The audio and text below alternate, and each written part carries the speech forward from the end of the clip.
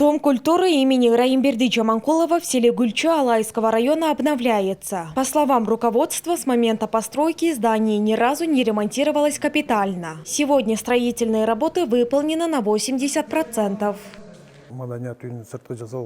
Наружные работы полностью завершены. Внутри выполнено около 80% отделки. Потолки и стены выровнены, пол полностью заменен. Сейчас работают 7 человек. Используемые материалы качественные и соответствуют требованиям.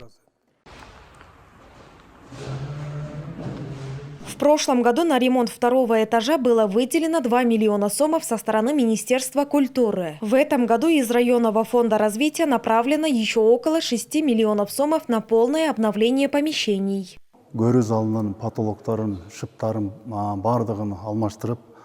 На выделенные средства мы меняем потолки и освещение в зрительном зале, полностью обновляем пол. Вместо старых сидений установим качественные кресла, заказанные в Узбекистане. Ремонтируется сцена, будет установлен LED-экран.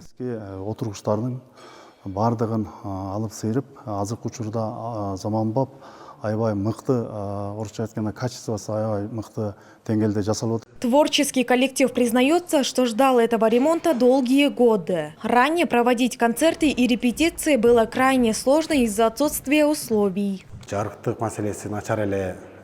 Теперь для зрителей и сотрудников созданы все необходимые условия. Раньше в зале зимой было холодно, освещение было плохим, в раздевалках и гримерных не было необходимых условий. Сейчас все это обновлено, завезено новое оборудование. Мы очень рады.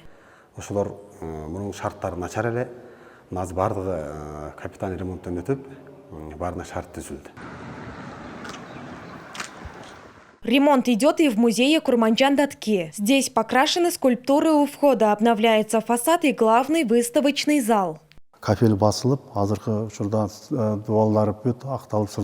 На ремонт музея из фонда развития выделено 1 миллион 300 тысяч сомов. На эти средства меняем окна и двери, установили новые вывески с подсветкой, плиткой выложен цокольный этаж.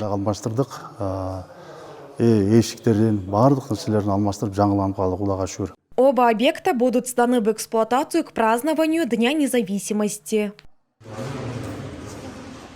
Айтунук Мамытова, Бектур Калыбек улы, ЛТР, Ошская область.